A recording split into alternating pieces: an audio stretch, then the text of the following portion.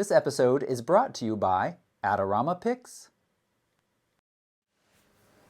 Hello everyone and welcome back to another Photo Mishmash. I'm Christina. And I'm Toby. And this is episode 77.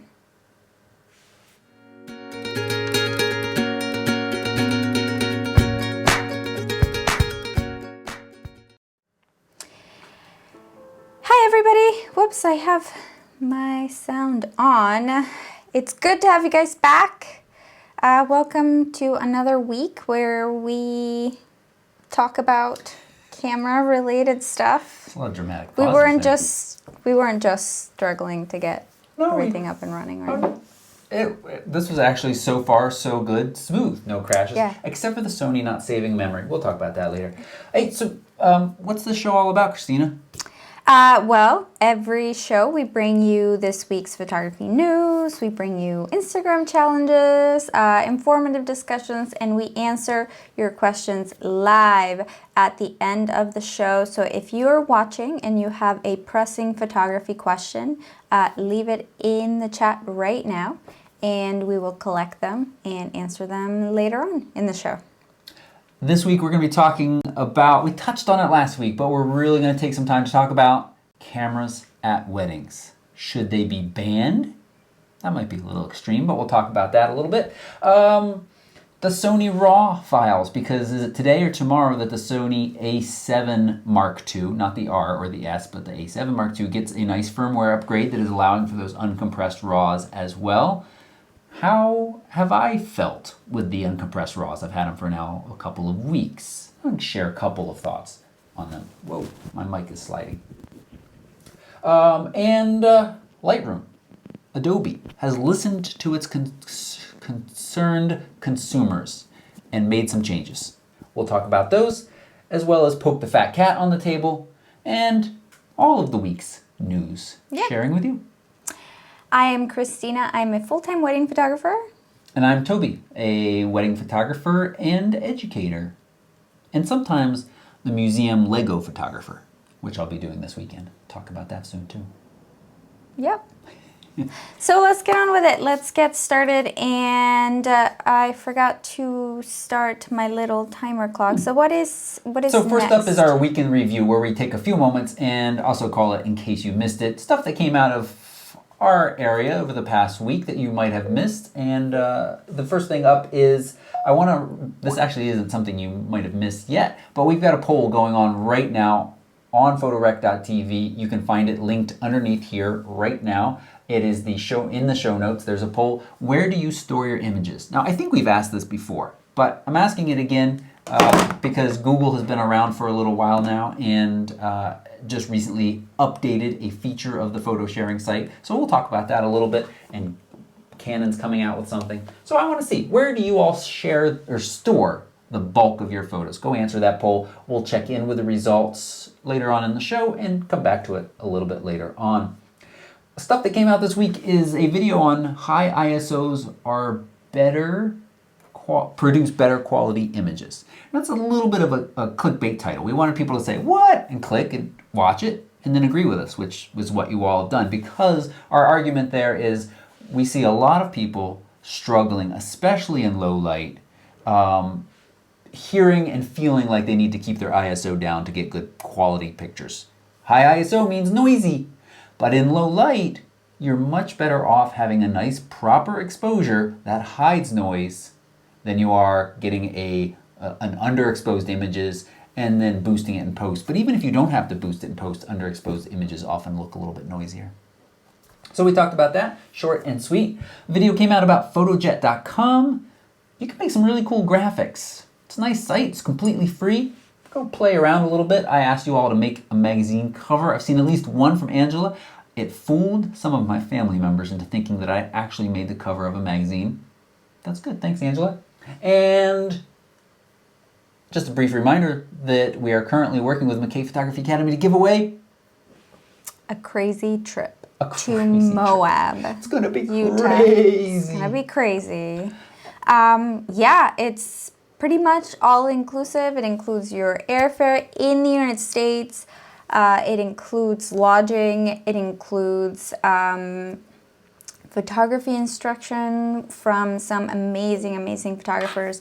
We're going to be there. Animals of Montana is going to be there, and they're going to bring some of their animals so that you can take really awesome pictures of them and get really close, which is going to be amazing. I think my audio is still on. So enter now at photorec.tv/giveaway. You have until December 9th to enter. Yeah, I'm excited to find out who wins. I am too. I think it's going to be a lot of fun. We've had a lot of fun on these trips, and you said it ends in December. One more, in case you missed it, because it just came out this morning, is I posted some sample shots of that Venus Optics 60mm 2x macro. They're calling it an ultra macro. They may have made that term up. I don't know. I hadn't heard it before. I've been really impressed with this $380 lens. So if you want to see sample shots from that, including the full uncompressed RAWs, because I did use the Sonys for some of these with an adapter, I think the lens is really nice if you don't mind manual focus and manual aperture. But for $380, the quality is certainly there, and you can get nice and close. So I'll be probably doing a full review of that sometime in the near future, but for now, go check out some sample photos. All right, time to poke the fat cat. Is that on the rundown? No, but we can add it to Okay. it. So let's move on to gear on the table. Gear on the table. So the first thing What do we have this week? First thing I want to talk about, this nice guy from, I think it's Stat Gear, but this is called the Boomer Strap. It just came in last week. It is a camera strap that's got a little bit of bungee to it. So it's a little bit more comfortable. It's on Kickstarter. There'll be a link in the show notes to it. It definitely feels very comfortable. I'll be honest, I'm not a huge fan of the kind of standard straps, but this feels well made, more comfortable than your normal standard strap, and comes with all the bits that you need. So if you're interested, Kickstarter always lets you get in, do a little savings. And, I don't think there's anything necessarily wrong with walking around with the strap your camera came with, but one of the things it does is it advertises very loudly what you're carrying around. And sometimes I feel like that's a little bit more of a marker for thieves. And if you have a strap that is a little bit more nondescript and doesn't say I have a $3,000 camera around my neck, Can I interrupt you for a second? Sure. Where can people find the poll? The people can find the poll in the show notes. So linked below is a link to the show notes, and in there is the poll. And it's linked right now? Yep. Because I think people have linked on the show or looked at the show notes and it's not. They might have to you might have to refresh. I put it in there about 20 minutes ago, so if some of you were sitting here in the chat room, or maybe I didn't save, I'll work on that. You can also. But it will be in the show notes. You can go to photorec.tv and the featured image on there. Yeah, it's there for mine. So it's there, okay. You just have to refresh. So back to gear on the table. Back to gear on the table. A lot of questions since I've got the review of the Sony up, and I've been talking a lot about it for using in professional events. And the big question I keep getting from folks is, do you have a flash that you recommend? And this just came in last week. This is the Photix Mitros. Really professional level flash. I know very little about it right now other than it fits nicely in the Sony hot shoe and it fires and exposes very nicely. It's made to work with the Sony. Sorry. And so I'll be talking about that more. I mentioned photographing. I said the Lego Museum. I'm actually photographing at the local museum when they have a big Lego exhibit for all of the kids come in and build, and it's really neat. So I'll be using this in a professional setting, covering that event with the Sony, and I'll have more to say after Friday. I think that's Friday. I have to confirm that that's when I'm shooting. So that's pretty neat, and we'll be talking more about that flash system in general, because this is all Photix and Ellen Chrome. They're all in this big family, and we had a really cool meeting at Photo Plus, and we'll be talking more about that. Yep. And then this, if we're talking about camera straps and stuff, I wasn't going to talk about this today, but then Grace posted in the PhotoRec support group, she just got this, and she feels a little dorky wearing it. This is a spider holster system. There's other ones out there, Cotton Carrier, Peak Designs make something as well, and it's basically your camera. You put a little thing on the bottom of your camera, and then it hooks in here. There's pros and cons to all of the different systems out there. I've tried the Peak Design a bunch that has some really nice elements that I like. But Comfort-wise, at a wedding, I've now used this at 2 weddings, and it's really comfortable, and love how easy it is to get in and out. But you do look like a dork. You look like a dork with pretty much anything hanging off your hip, a camera of any sort hanging off your hip. Some of us are okay with that. I'm okay with that at a wedding. I think I'm okay with that too. I think for me particularly, it's just too big. If, like, give me something a little bit smaller and I could make it work. Then you might like the Peak Designs, or they have that slightly smaller one. But yeah, we'll be talking more about this. But for general walking around and like a hike, I don't know if I'd love this. I think I'd probably look more at something like the Peak Design that can go on a strap or something like that. I will say that while we were at Photo Plus, the founder of Spider gave us a demo of the hand straps for the cameras and showed us how they've created them with, you know, photographers who are shooting all day in mind, so like wedding photographers. And it sold me on it. I went back and I bought one because I put my hand on the camera and I had the strap on and it didn't feel uncomfortable. It felt very nice and ergonomic and it felt secure, and so I really liked it. So I've got 2 and I still haven't put them on my cameras because I actually haven't done a ton of shooting since Photo Plus because wedding season has kind of been over. So. But I do look forward to getting them on my cameras and then using them. I think, you know, if you're not going to have your cameras on a strap, or even if you are, it's just nice to be able to just have some kind of attachment to your hand. Yeah. So yeah, and we'll be talking more about that. But other people do make the hand straps as well. We've had some sent to us. We haven't ever talked about them because I don't like any of them. But this is really comfortable. We'll be talking more about that. And the chat room is having a little bit of fun with the Spider holster and what it looks like, what it could do for you. Okay. So we'll just let them have their fun, and we'll move on. See the stuff you're missing if you're not part of the live show. What's next on Gear on the Table? You know, I think we'll just mention the color right checker because we're going to come back to a little news article about this. We don't use these a ton, but they can be quite helpful. And in the news article, we'll talk about why we might start using it more often. Yep. Alrighty, so let's move on to the news. But first, I just want to remind you guys that if you are enjoying this, to give us a thumbs up. It helps tell other people that they should watch this. And if you would like to support us, don't hesitate to visit photorec.tv and find out all the different ways to support this channel so we can continue to bring you all this content, plus tutorials, plus gear reviews, plus all kinds of good stuff. All right, so let's move on to the news. What do we have first, Toby? First is Canon is bringing us a new photo sharing and photo storage site called Arista.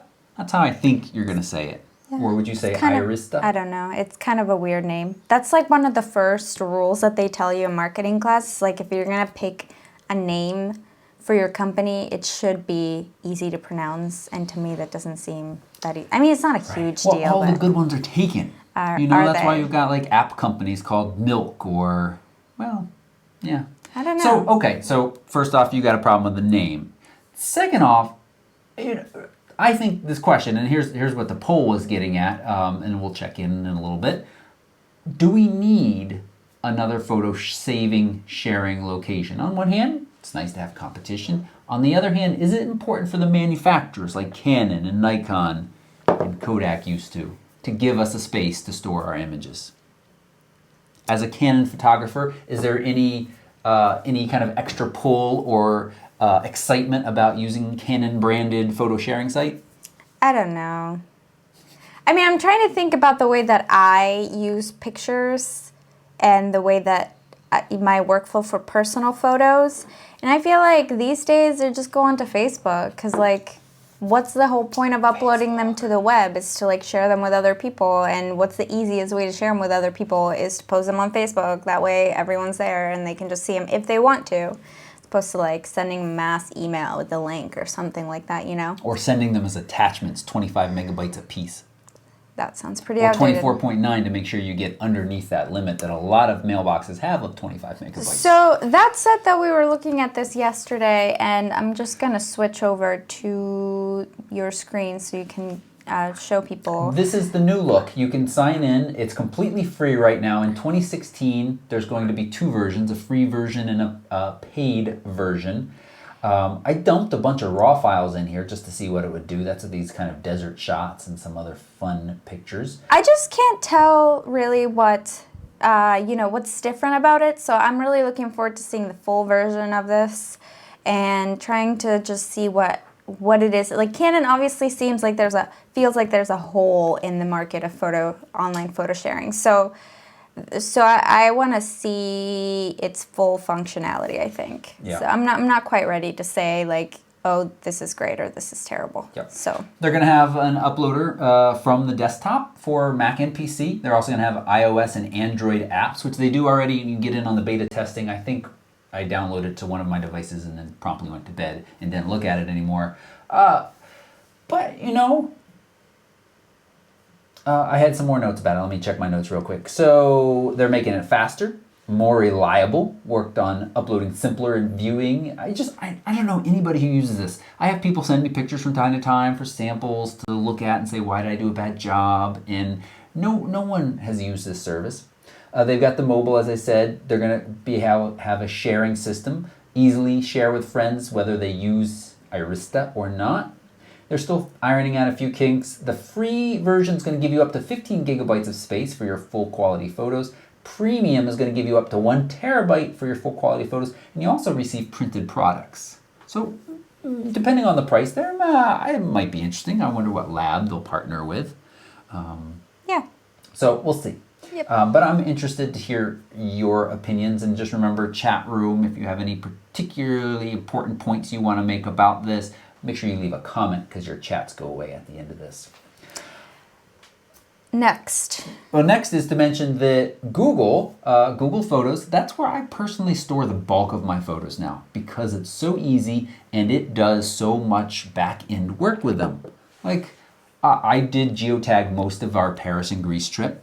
But even without doing that, you know, I can type in Paris and it knows from content, from geotagging, even if I didn't tag it Paris, that those all belonged in there. And people, the face recognition, some people find creepy, but shoot, when I'm looking for a picture of somebody, it is really nice to be able to do that without having to worry about whether or not I tagged all images.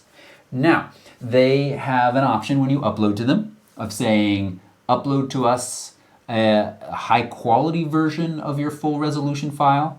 So they throw out, I can't remember exactly what, but still enough to get a decent print, but not a raw. Or you can say, take my full resolutions and store them for me. So some people, I guess, were starting to run out of space. So Google released an update. You just have to go, if you share my screen again, Christine, I'll show people.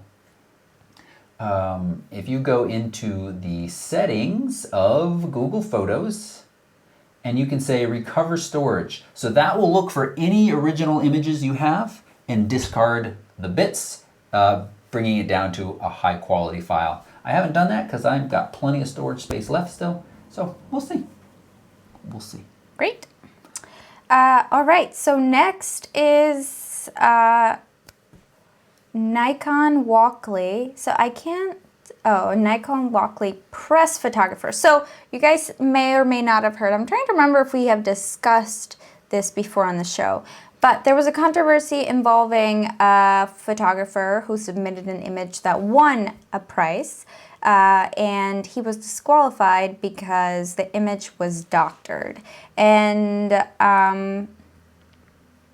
so he withdrew his image, was disqualified, and we were looking at this image yesterday, and I just want to point out, Toby, can we get the image on your screen? We can get the image on my screen. It seems really petty to me. It seems, I understand that in photojournalism you're really not supposed to doctor things, but this does not alter the context of the image whatsoever. it's a tiny little stroke. I think it improves the image in the sense that it's not distracting from the subject matter. So it just seems like it was just too much. Here's the backstory, and I'll be quick here. A bunch of photographers were shooting this scene. One photographer submitted the image you see at the top. Another photographer that happened to be there said, wait a second, my picture, which is almost the same, has this piece of grass, the straw in it that you see there. This person who submitted must have doctored the image. Now, their rules for this contest clearly states, Christina, can you scroll down on the screen there? Because the rules were at the bottom of that. Okay, I can do it on mine. Excuse me. The terms and conditions clearly state no cloning, montaging, or digital manipulation other than cropping, digital spotting, burning, and dodging is permitted. Even superficial alterations can call into question the veracity of the images. Yeah.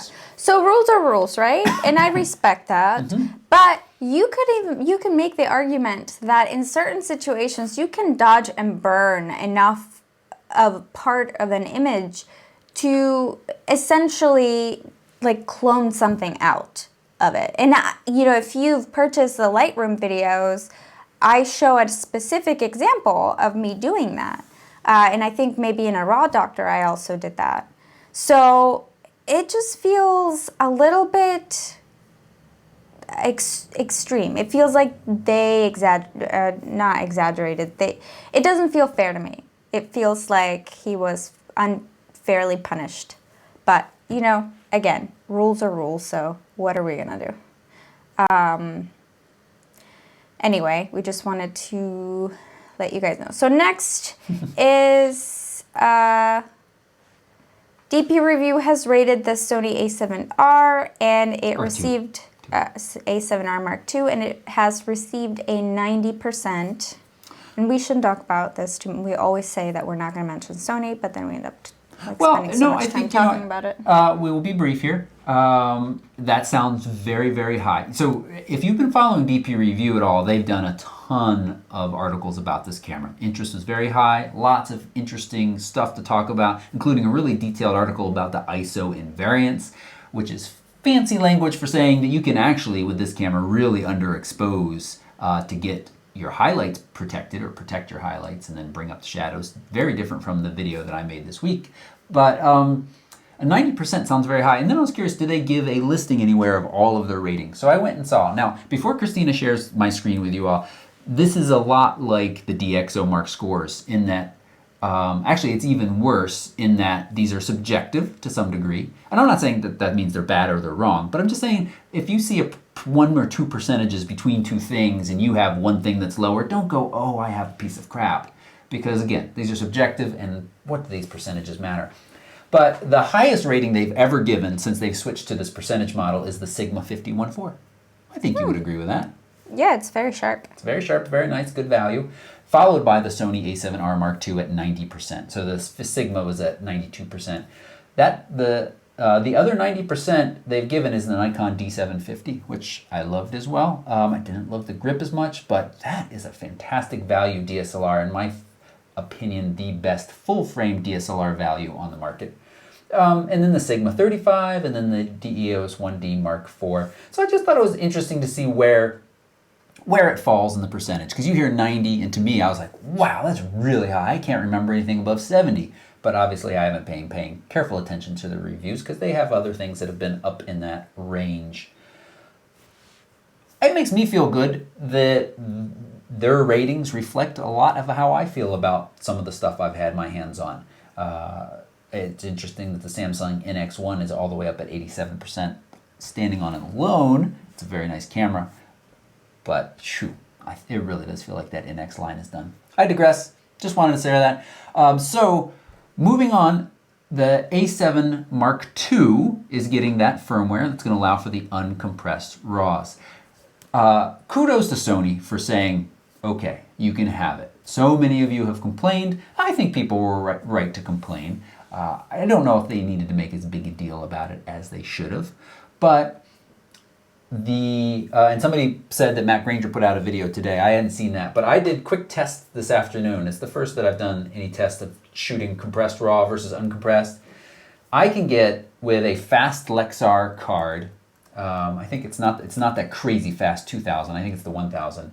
I can get 8 shots when I'm shooting the uncompressed RAW before it starts to slow down. I shot 4 more, and then I had to wait about 20 seconds for the buffer to clear. With compressed RAW, I can shoot 23 shots before I get a slowdown. Whoa. That's a huge difference. 8 to 23. Pretty informal test, but I was careful to be shooting the same thing, and I'll be doing some more of that. And they're huge. They're huge. So I think Christina and I will probably have to discuss as we go into next wedding season, when I shoot with a Sony, is it worth it to shoot the uncompressed RAW where we're shooting 90 at a time? No. She says no. Because that is just massive amount of data to deal with when we get back home. I mean, the compressed files are nice, so whatever. Yeah, I know. So I think times where I will take the time to shoot the uncompressed is where I may see those issues of like your real high contrast, like shooting the moon against the black sky. My keyboard is all weird. I'm not sure what's going on. I bet that something's sitting on top of that keyboard that's making an issue. Yeah, I think that was it. Okay. All right. Next bit of news that we're going to talk about. Oh, well, I should say that firmware is also going to give the A7 Mark II better autofocusing with adapters. Not quite on the level of the A7R Mark II, but still very good. That makes it a nice camera. Somebody came to me yesterday and said, I want full frame, and I'm comfortable with Canon, but I don't love the weight. And I think we've ended up with them, they're going to get the Sony A7 Mark II. You know, if you're concerned about weight, that is a really nice camera. And some of you might say, well, as soon as you put on lenses, but as soon as you put lenses on the Canon, you're talking about 2 pounds more. Moving on. Yep. So Lightroom has finally released another update to change the import dialog back to what it used to be, which I'm pretty happy about. I think that the latest version of Lightroom is laggy. It's just terrible. So I was happy. I'm happy about that. So. Well, but I don't think the lag and stuff is going to change. It's just that import screen. Yeah. Okay. Fine. I don't know. I mean, I think ever since I did the update, my Lightroom has been really slow. Yes. So I don't know if that's going to change. But I think it was particularly on the import screen that things started to lag. I think while using it, you know, there are certain things that made it slow, but it was mostly so anyway. Right.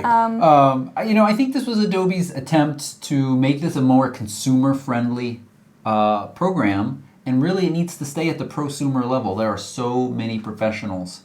And it was really funny to hear from our wedding group, too, you know, who, for New England area and a lot of the country, fall is the busiest time of the year. They have the greatest number of weddings to edit and get out because all through the summer, and you know, they get some output. And to make that change, that dumbed it down, anybody who updated that I heard from was really unhappy. There wasn't a single person that I heard from that was happy. Clearly Adobe heard a lot of unhappy people too and went back. It'll be really interesting to see if they take this as an important lesson, that they have a huge professional base and they need to keep those people happy. Yep. All right, we have just a couple other news articles that we want you to check out. They will be in the show notes. Check them out at the end of the show. Color Checker has a new white balance card for video. And then just a couple other things. And what's kind of neat about that is DaVinci Resolve is a program that is free that will allow you to drag a box that matches with a color checker, and it knows what colors these are supposed to be and helps you. We've wanted to play with that more lately and haven't found the time yet, but that's pretty neat. Also, we've talked about a copyright 2 episodes ago. We didn't have much useful information to share with you all, but we've got a lot of great comments. And there is a great video somebody passed me that you all should watch if you're interested in knowing more about copyright for photographers. That's linked in the show notes, as Christina says. And Gura Gear, Gura Gear. They made some nice bags.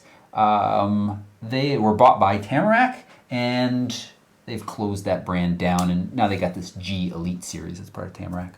Okay. Quickly talk about photos from space before we move on to the... Photos from space. So Pentax could soon offer built-in star tracking for astronomy. So the issue when you go out to take pictures of stars is you are fairly limited in the length of your shutter speed before you're going to start to get these little pinpoints of light becoming star trails. That can be cool sometimes, but a lot of times that's not what we want. So Pentax is looking at a way to do sensor shifting technology that will allow you to shoot for longer than 30 seconds by moving the sensor to move with the stars. People are pointing out that, yeah, is this right? Pentax? Did I say that right? Yeah. Pentax. People are pointing out that earlier models, the K3 Mark II does this already, but you have to have the GPS unit on board so it knows where it is in the world, it knows where it's pointed. It's pretty cool. So then it knows what stars and how much it should be moving. But this is going to do it without GPS. Not sure how. It maybe has star charts in its little brain and can match up the points of light. It really is neat to think about how much smarter these cameras can get internally to help us take better photos. So that's pretty cool. And one other picture to share with you from photos in space. This is actually more of cameras in space. And this is the Nikon DSLR gear on the ISS. More recent pictures. We've shared stuff like this before, but they have a seriously awesome collection of gear, some really long lenses, and you can see everything kind of velcroed to the wall right there. So, that's a lot of gear, and you think about how much it has cost. The pounds, the cost per pound to get something into space is huge, and so you think about how much it costs to get some of those longer lenses into space. Why is it all Nikon? There's lots of rumors and stuff, but the history is that at one point, Nikon won that contract, and they've just kind of stuck with it ever since. I think that's the answer. Poke the cat time. All right, now we're going to move on to the Instagram challenge, and we're going to announce our winners. That's right. So whenever you are ready, I guess I will stall again like I did last week. I am ready. Oh, you're so prepared. Look at that. Oh, I know. Okay, tell me when to switch. You can switch so that we see one of your honorable mentions. Okay. So this picture, I was a little bit torn because on the one hand, I love the colors and the side lighting, and I love the depth that you can tell from this image, but it felt a little bit low quality, as in it didn't feel like it was totally sharp. So I was a little bit torn about selecting it as an honorable mention. But I think in the end, I just really loved the feel and the sort of mood in the photo. So I thought it was a great portrait. Nice. And this photo is a great example of a loop lighting pattern, so I chose that one. I think the only thing I would have changed was maybe just add a little bit of a fill light on the shadow side of the face so that the shadows are a little bit softer, but it's a great example of loop lighting, so great job. Good catch lights in the eye. And your winner, you picked James Yan's picture. So this was also an example. There were a lot of loop lighting examples here. And I just thought this picture was really interesting. I love all the negative space around it, and the expression feels pretty, I wouldn't say it feels natural, but it doesn't feel forced. And I like just a little bit of red on the lips, and then everything else is just kind of dark and falls off the frame. So very cool spotlight effect, and you worked in a loop lighting pattern. So awesome job. All right, and one of my honorable mentions is from Vera. I love the light here, backlit, the rim lit, just really nice, cute expression. Just feels like a really nice moment. I like that. And then, there are a lot of great portraits in here.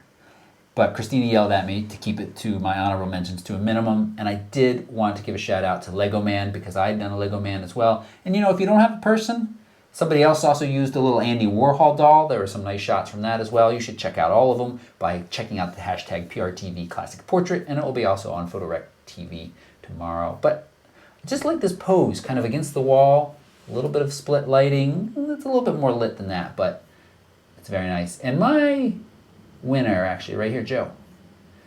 It's just, if we're going by the hashtag Classic Portrait, I think this is just a wonderfully classic portrait.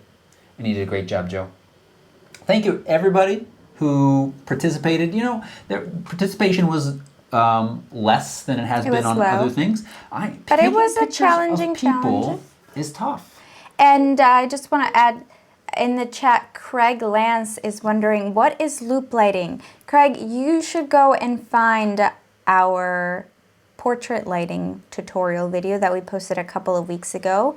The title is Take Better Portraits. Improve your portrait photography. That's it.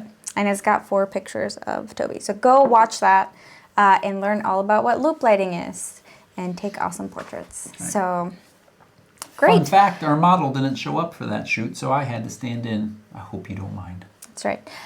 Okay, so for next week, we quickly asked before we started the show for people that had logged into the chat pretty early for suggestions, and I believe it was Dan M who suggested Nightscape. So your Instagram challenge for next week is Nightscape, and just want to take a second to let you guys know that next week's show is going to be on Tuesday because Wednesday we're doing a little Thanksgiving traveling. So tune in on Tuesday at 6 Eastern Time to watch the Mishmash. And we'll remind you on email and Facebook and all social media. Right. And then, of course, if you miss it, it'll be out on Wednesday as well. And your task during Thanksgiving is to go home and tell your friends and family, say, I don't watch TV anymore. What's on TV that's worth watching? Nothing. I watch YouTube. YouTube has all of these fantastic entertainers, like the people that poke the fat cat. Sorry, Liam. I'm nice to him. People who teach us photography, not just us. Go show them all of these different awesome people that are out there on YouTube that is where you get all of your entertainment from. That's your job. And for those of you guys who think that we tortured Liam last week by pushing him around, we actually spoil him a lot. Like, you should see the kind of food that he eats and how much time he spends on our bed and how many times he wakes me up in the middle of the night to just have his head pet. We're gonna paw your face. Yeah. So Hungry. He's pretty darn spoiled. We love this little kitty. So. Yeah. All right, let's move on to our discussion. And before that, we said that this week we were going to teach you all how to calibrate your monitors, but we're going to move that to next week so that we give you just a little bit more time to get your prints from Autorama Pix. There's a little bit of confusion with the codes last week, but this week, right now, today, at this moment, and until I believe it's the 25th. You can use the code that is on the screen right now, PXToby810, to get as many 8x10 prints as you want in order for us to help you calibrate your, not your monitors, but to calibrate your prints to your screen, I guess. Calibrate easy. 99 cents. Yeah. 99 cents. And we'll actually put in the show notes, they felt bad that they kind of screwed up because there wasn't already code for 99-cent 8x10s for everybody. I said, hey, that's not very exclusive to my wonderful people. They said, oh, sorry. So there's also a code for 8x12s. We'll put that in the show notes. It's PXToby812, I believe. So if you don't want to crop your pictures to an 8x10, you can also get an 8x12. That's right, because 8x10s typically require cropping. Yeah. So we recommend that you get at least 3, preferably 5 different images. Anything that you like a portrait, probably a couple of different portraits in different lighting situations, a black and white image, maybe a landscape, and just a variety of images that you can use. So you're going to be judging color, brightness value. All of those things. Yeah, having some variety in the prints you get. I will say one thing about Autorama Pix. They were so fast in delivering this to us. We didn't order until Thursday, And then I was like, oh, we're not going to get them in time, but we were like, oh, we have to do it a week later anyway. So I was like, okay, but they came today. We haven't opened and looked at them yet, but they came today, ordered last Thursday. So that's really fast printing and shipping. A lot of times people ask us about having printers in-house, what we print on, and I'd say 99% of the time we send out to print because the turnaround time is quick enough and the quality is fantastic. We don't have to deal with the ink and all of that extra stuff. Printing at home seems like it's going to save you money. Oh, I'll invest in this printer and it'll pay off for itself, but then you just don't end up using it quite as often as and you like. have to buy ink So, yeah, and yeah, or and paper. one of the ink cartridges, like magenta, keeps mysteriously running out. Right, I think yeah. I think you're printing roses whenever I'm not looking. So get your prints, and next week we will do that. Right. And All just, right. And just a reminder that using that code PX8, Toby 810, is that what it is? That supports us. And that helps us. So not only does it give you a nice deal, but it helps us sustain the show. There are other ways you could sustain the show, like supporting us through Patreon. I'll be sharing a little bit more about that next week because it's interesting. They're making a change and showing the true value of how much I'm earning from you all after fees and things. It's not as much as it looks, if anybody realized that. And one of the easiest ways you can support us this holiday season is to use our links for shopping. Amazon and B&H and Adorama Picks all give us a little cut when you shop through our links for whatever you're buying. All of your Christmas presents, whether it's super green food grass somebody bought the other day I saw as a link, or the DVD of Monk seasons 1 through 12. I don't actually know if there are 12 seasons. That helps us. Those links are all in the show notes. I appreciate you using them. Thank you. Great. So now let's move on to our discussion, which we will have to keep brief again because we are running out of time. I have to keep brief again. As usual. So we wanted to talk about wedding photography and guest photography at weddings. Your Uncle Bob's. So why don't you lead the conversation since it was your idea? But I didn't link it this week, so I don't know where that link is. Well, there's two parts to this idea, and we've seen both of them. One is that from a wedding photographer's perspective, there are guests regularly getting in the way, ruining the shots we're paid to get because they're taking a snapshot. So that's one issue. The second issue, and for us I feel like is the bigger issue, we feel bad. We see such a number of guests at weddings fooling with their camera or phone to get the picture and missing this amazing moment that's happening in front of them. So two things. And so this isn't a new idea, and we've even shot some weddings in the last couple of years, basically called unplugged weddings, or an unplugged ceremony at least, where the officiant asks people before the ceremony starts to put their stuff away. Sometimes they say, the photographers have asked, we've never have asked, and it's really embarrassing when they do that, because then it, like grandma gives us the evil eye, because she thinks we just told her she can't use her phone for the ceremony, when really it was the couple. But, if they want us to make the bad guy, that's fine. We'll be the bad guy. I don't want to be the bad guy. I'm already the bad guy. I don't want to be the bad guy anymore. So that's one thing. And then the other, as I said, is we see these people missing these moments. So from our perspective, we think the guests and the couple and all will be much happier if people put their stuff down. We're not saying the whole wedding. We're not saying banning all pictures. But we're saying at some times during the wedding, especially the ceremony, I think people are better off not taking pictures. Yeah.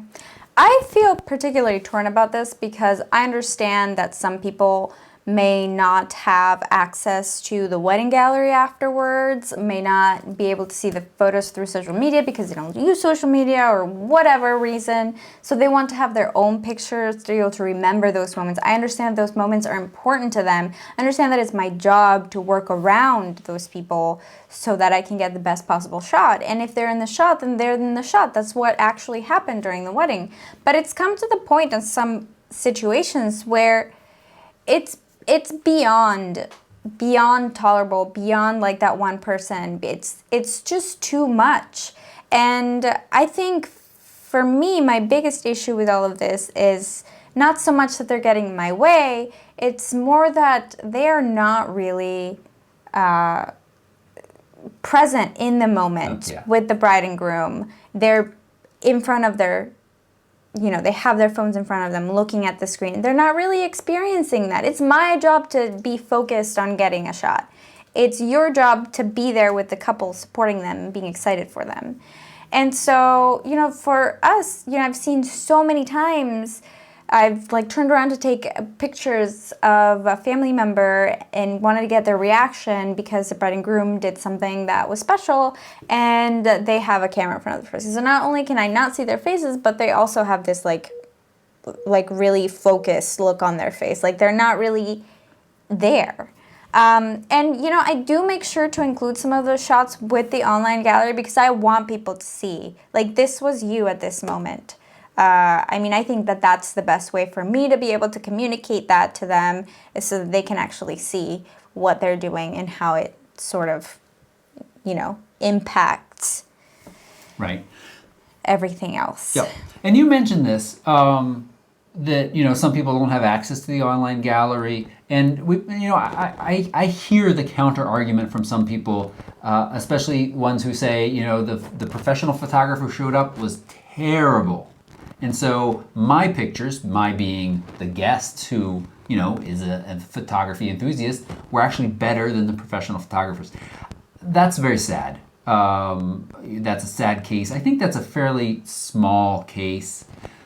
But I hear that. I think it was Roger who mentioned that he took some pictures. He was very careful not to be in the way. We have no problem with people taking pictures, not being in the way. And I love when people come up to me and want to talk cameras a little bit. Yeah, I don't mind that at all.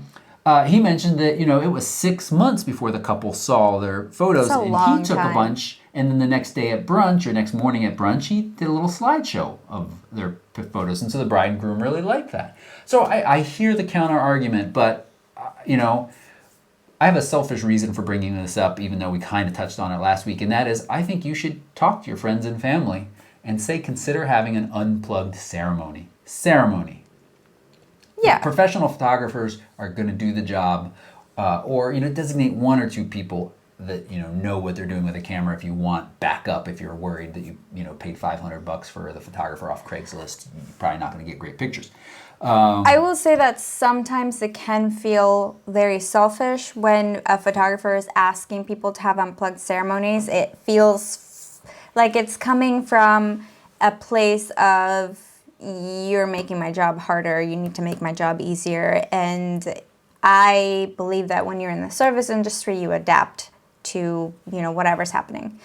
So I think that it can come across that way. I think that photographers already have a really bad rep. I couldn't tell you how many times I am photographing either a reception or a wedding ceremony and I try to be as inconspicuous as possible, but I move somewhere where I feel like I am very close to a guest and they sort of give me the stink side eye, and I feel like an intruder and I feel like I'm inconveniencing them, and I hate that feeling, and that's all me and it's internal and I need to work on that. But I do think that a lot of people have that attitude towards photographers. We're being paid to be there. We're not trying to sort of impact your experience of this event. We're just doing our jobs. And I know that there are some photographers who are crazy and get right up in the ceremony, right up on the altar, and are super distracting, and so the rest of us pay for that. Just as I know that there are guests that are super careful and considerate and take some pictures, and then they go on their merry way. And so I feel like a lot of people end up paying for the mistake of a few, but it has gotten out of control. I think that the article that brought all of this up was I'm going to give you the wrap-up symbol. Okay, the article that brought all of this up was one where there were so many guests. I'm going to just switch over. Yeah, you can show my page. There were so many guests taking pictures that the groom had to lean over to see his bride walking down, which is this is the moment. Right. This is the moment. And let's be fair here. Part of this is society falling apart and people feeling like that's an okay thing to do. Even if I was a guest and I really wanted to take pictures, I wouldn't get up in the aisle.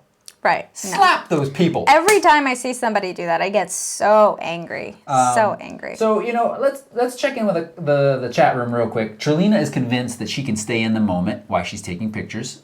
I don't know, Trelina. I give you maybe you can, but you know who can't? Grandma. Grandma trying to figure out how to get this going, and she, I don't know if she's really realizing how much she's missing as she's trying to figure out the proper setting. I think I'm sorry to keep cutting you off, but she's taking a picture with a blue filter on anyway, like my mom always does. And then she's like, "Oh, I have a filter on. How do I turn that off?" Well, I think that you could potentially take the picture really quickly, be very discreet about it, and then be part of it. But I believe that. And maybe I come across as being somewhat narrow-minded, but from my own experience, anytime that I have the camera in my face, I'm trying to take a picture, I am not experiencing things. It's not until I put the camera down and actually look at the scene with my eyes without the camera in front of me that I actually get to experience it. And I think that that's the case for most people.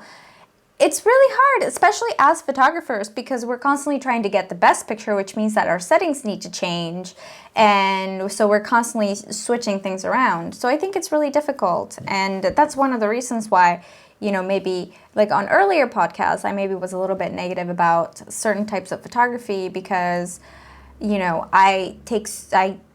is such a big part of my life and I do it for work so much that I realize how it takes me out of the moment and makes some moments less enjoyable. Yeah. Hamza makes a good point that there are people who wanted to attend and couldn't, or friends of family, and stuff, and they feel like they're in the moment. We understand that. And that's where I think, that it's a little bit selfish to ask people not to take pictures. So the thing is, like, where's the balance? So what do you tell people? You tell people, hey, you can take pictures, but don't get in the aisle. Like, there are people that are still going to do that. So I think that it's better to, like, say no. No one can. And there are people that, I've seen some people, like, take very discreet pictures. Like, they'll, like, put their camera up, take it, and then, like, bring it back down. I've seen that. So there are people that are totally fine. Right. Are we going to ban cameras at our wedding? Vera asked. I don't know. I haven't thought about it. I'm going to have my own camera set up for every angle. Yeah. During the ceremony, I run over and check to make sure, because I only trust myself to make No, sure you're they're not. still filming. No, you're not. Max says his grandma held the camera the wrong way around, pressing her eye to the lens. Well, did you all see? I shared it on Facebook this week. The Irishman, his son had given him a GoPro to take on his Las Vegas vacation, and for the entire time, he pointed it at his face because he thought that was the direction it should go. And there was only one time where he turned it around when he thought he was pointing it at himself to say something briefly. It was pretty funny.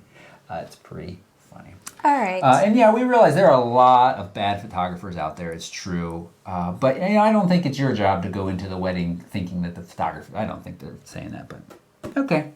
All right. Moving on. Last week I ranted a little bit. It's a minor rant. Actually, before you move on, Okay. I just wanted to remind people that we want to know what you think about this. So leave a comment down below and tell us what your opinion is on this matter. Clearly, we are undecided, or I am anyway. So, okay, you were going to talk about Best Buy. Yeah, so last week I had a little bit of rant. Says, it was pretty mild, I think, as far as rants go. That they sell cameras that weren't necessarily new. They hardly ever know what they're talking about. What we've heard from someone who works in a Best Buy, but not for a Best Buy, with a response that I think it's important to say. It says, the problem is at the management level. Sounds reasonable. They'll do whatever they can to boost their sale numbers because the managers get bonuses, but the sales employees don't. Because of this setup, it sets up a bad scenario. Employee turnover is very high, which means that the training there for new employees is very low. They often leave for better paying jobs. They feel harassed by management, blah, blah, blah, blah, blah. The core of the problem with the lack of sales information is that stores try to use the employees they have on hand so much that it's impossible to master one section. when you have customers yelling at you about 3 to 4 other types of products like MacBooks, PCs, or why that 4K TV is, better than the other one. The issue with the used products is they want to drive those sales. So somebody comes in and says, I want to try it out. So they go and they find an SD card for them, they put it in, they try it, and then, they're just struggling to keep up with the terms being thrown around, looks for a store demo SD card. I said that already. So I'm trying to paraphrase some of this because it's a very long, very complete answer. Thank you. They don't agree with this, but, again, I see that from a customer standpoint. I might want to be able to try out a camera. I think you're better off going to a camera store for that, but I also recognize that in some places in the United States and also the world, you don't really have a small camera store where you can do that. And you mentioned that for small camera stores also sometimes have to have a show model or floor model. Best Buy is still a great place to pick up something you want or simply to try it out. Sometimes the employees will know everything about the subject. Thankfully, they have 2 guys at their store who know, live, and breathe photography, but other stores don't. The important thing to do is research the products beforehand, check to make sure Best Buy has them in stores, then come in and try it out. I hope and wish all of your future experiences are not so as disappointing. Thank you. Thank you for taking the time. I think, that's a valid response. It doesn't really fix the issue that you might get something that's been tried out a bunch, and you also might. I think the thing I want to stress most from this is know your stuff going in. Don't expect them, the guys in blue, or ladies and the people in blue, to be knowledgeable about your questions because they might not. They might not. So. Roger has just said that comments are disabled for this video right now, and I can't figure out how to enable it. Oh, I can take care of that. Okay. So. All right. Well, that was our discussion for today. So now we're going to move on to our live Q&A. So if you have a question and you have not posted it yet on the chat, do it right now, and Roy will be collecting them. And oops, not news. Live Q&A. Comments are completely enabled. I don't know why they're not. That's weird. Show all top comments. Let me uncheck it, save it. Something on YouTube broken? No. I go back and forth about being grumpy about YouTube because 1, it makes this possible and this is amazing. But 2, they take a big cut of creators' earnings and it could be better. So, I feel conflicted. Allow comments. Save changes. Try refreshing and seeing if it allows comments now. And last week they lost the last 2 minutes of the show. It could have happened somewhere between the encoder, but you live folks, you saw the last 2 minutes. It was there, but when it went online, it went away. It went away. All right, I'm going to get to the first question. Hamid S. wants to know, can you ask them about the policy of Facebook versus other platforms where you share photos? But what specifically? Well, I think about whether or not there's, is it your property still? Oh, basically. No, it's not.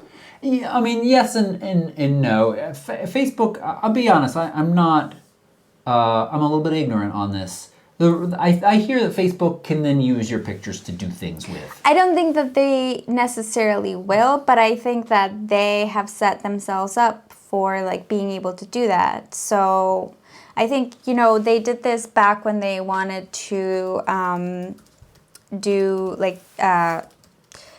tailored sponsored ads, where there were these ads that would come up on your news feed that were like, oh, your friend is doing this, and it was tied to an advertisement. So, but I know for a fact that when you sign on for Facebook, you lose all rights, and you post an image, that image is basically owned by Facebook in a way, and they can do whatever they want with it. Doesn't mean that they're going to, but they can. Yeah. So you lose a lot of rights in that sense. Right, and sometimes people see the privacy policies that say, we reserve the right to store and share your image all over the world. Some of that necessarily has to be in there for it to function and actually share your image with all of your friends.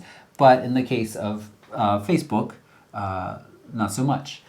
If you want your pictures to be completely yours with no chance of anybody within that organization repurposing it, SmugMug, Zenfolio, Squarespace, those are the guarantees. Flickr went through that little bit of an issue with the Getty licensing. You have to be careful because you can, I don't want to say accidental, I don't think it's very easy to do, but you can end up saying, yeah, this is Creative Commons, licensed to Getty, and Getty can then go do things with it. And they were selling them for a little while, and people were like, what? You're selling my picture? You didn't check in with me? And they're like, well, you did acknowledge this.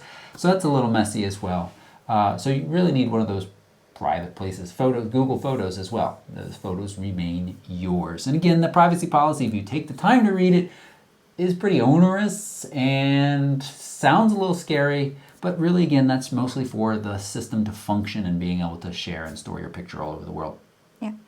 Max Kaufman wants to know if we are ever going to bring the show back to Fridays. We don't think so. Yeah. I know that worked better for some folks in Europe and other places in the world where it's very late for you. It always works better for some people and it doesn't for other people. So probably not. We're sticking with Wednesdays for quite a while. Mr. Wobblenknocker wants to know. Well, he needs a decent night lens for his crop sensor DSLR, and he wants to know if the Sigma 18-35 is a good choice. Sigma 18 to 35, f1.8 for your crop sensor. Yes, fantastic. My line about that, it's like carrying around a bag full of primes when it's just one lens, although it is a heavy lens and it's not a cheap lens, but it is fantastically sharp, even wide open, and is great for low light photography, night, sky, things like that with a crop sensor camera. Yes, use my link to buy. Coffee Bean. Oh, I get it. Are you two possibly getting a Litro Emerge unit to test? I'd love to hear how well this monster works. Probably not. We don't have that planned. Somebody else who does more video probably will. I don't know. Might reach out to him. It'd be interesting. So you can see the mess behind as well. I'd like to get the Theta 360 cam. I'd like to explore that a little bit more. So we'll see. Faisal wants to know, has anyone tested the DJI Osmo? It looks pretty good. It does look pretty good. We have not tested it. I think we got asked this question last week too. It does look pretty nice. I don't love that you're fixed with that 4K camera that they offer. I think a better option for us will be to pick up one of those gimbals and put our own camera on it, like the Panasonic GH4 or the Sony. It's just really wide, so it feels like kind of a niche product. It's not very versatile. It does look like, I think the price is pretty good. The quality is good, just not quite as versatile as we would like. But we might change our tune about that. I think, doesn't Tony Northrup have one? I wonder if he's done any. Yeah, I don't think they've done a test of it yet, but I think they have one. So I'd be interested in talking more with them about that. I saw in the chat, I meant to say, the Nikon said a 5D is coming. Oh, and that's really all they told us. Rumors are it's going to have a 20 megapixel sensor. The 5D is, D5, is the equivalent of kind of the Canon's 1DX. These are the flagship, top of the line, very top, above the 5D Mark III, and on the Nikon side, the D800, D810. Rumor is that it will have 4K and a 20 megapixel sensor. Pretty nice. That sounds like it's going to come in early January, maybe at CES. That's where the D4 was announced. Nothing more about the 5D Mark IV at this time. I think we'll see it in March. I'm surprised they pushed it this much. I still don't know if it'll have 4K in it. Doesn't really matter. Doesn't matter. But we'll see. We'll see.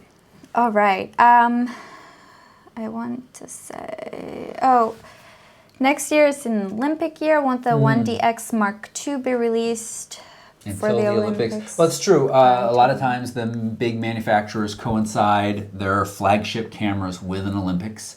So we probably will get a 1DX Mark II a little bit later. I believe there's been even rumors that the 1DX Mark II might come before the 5D Mark IV. I was going to say 3 replacement, but I should just say 4. So we'll see. All right, and last question before we move on to the after show. Roger wants to know about selling a camera or lens. He says he's tried eBay, but buyers offer very low prices, yet you see the used lens on sale at a much higher price. How do you approach the used market to get the best price? Here in the US, I always use Amazon.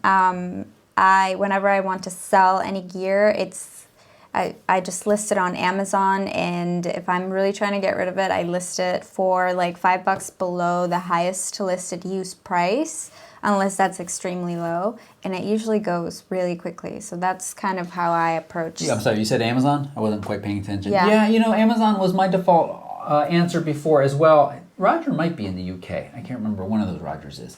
But the last time I sold stuff on Amazon, I had to deal with a good number of scammers emailing me saying, "I'm really interested. Send me some pictures, please." Oh, yeah, It was the same MO every time. It'd be like, "I'm really interested. Can you send me a few pictures?" And I say yes. And then they'd say, "Okay, this is great." But then they'd have some cockamamie story about needing to ship it super fast. We'll pay extra. And it's just like, come on. So Amazon's not free of that anymore, and it's a little bit of a hassle. Your local photography club, or pay to be part of the photo classifieds, or there's a Facebook group or two as well. And that's where people are that are truly interested, and it seems much more legit. I think that's the way to go these days. FredMiranda.com also. FredMiranda.com, yeah, that's great. Yeah. All right, everyone, thank you for watching. We are now going to end the show and move on to the after show. So if you're watching live, stick around. If you're not watching live, sorry, you can't be there. Consider becoming a supporter at the $5 a month level. You get a lot of perks, and one of them is to be able to watch the after show recorded. Yep. Right. Don't forget about entering the giveaway, photorec.tv/giveaway. It ends December 9th. Participate in the Instagram challenge this week. It's Nightscape. So just a reminder that next week's show is going to be on Tuesday instead of Wednesday. So tune in on Tuesday at 6 Eastern time. We will send you a reminder of that. We're going to be doing some traveling for Thanksgiving on Wednesday, so we will not be in Vermont to do the show. And you can follow us on social media. That's right. Yeah. That's it, everybody. Thank you for watching. Goodbye. Oh, give us a thumbs up and subscribe.